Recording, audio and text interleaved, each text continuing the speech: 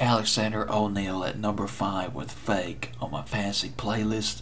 The week of August 29th, 1987. Alexander O'Neal, originally from Mississippi, but he moved to Minneapolis when he was 20 years old.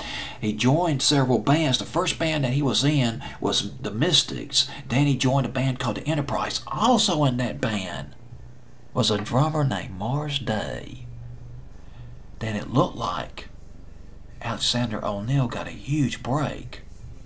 At first, he was recruited into a band called Flight Time. Flight Time, among the group members, Jimmy Jam and Terry Lewis, future multi-platinum producers, working with Janet Jackson. But we're in the early 80s right now.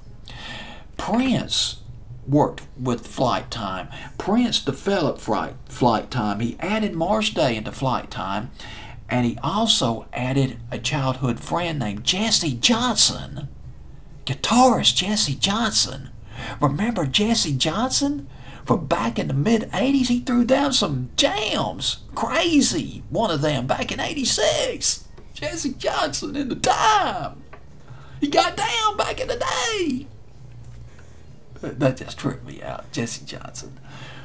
Prince took the Flight Time and he signed them to Warner Brothers as the Time. But then things got nasty for Alexander O'Neal. Alexander O'Neal left the Time due to a disagreement with Prince.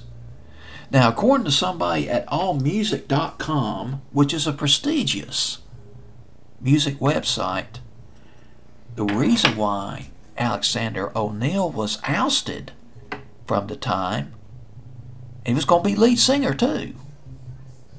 The reason why he was ousted from the band was because he was too black.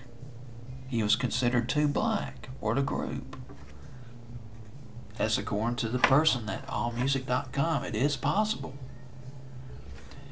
Well, and he was replaced by Mars Day as lead singer. And you know what happened to the Time after that if you know your 80s music. Jungle Love and The Bird, Ice Cream Castles in the Sky, or whatever that name of that song was. I know it's called Ice Cream Castles back in 84.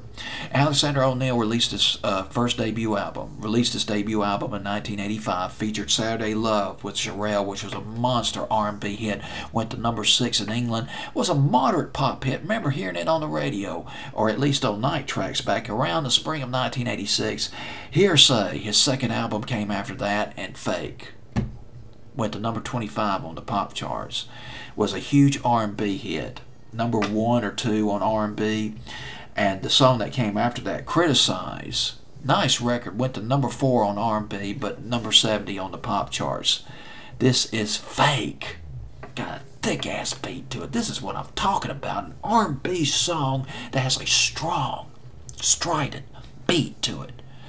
Makes you want to get up and dance. Alexander O'Neal.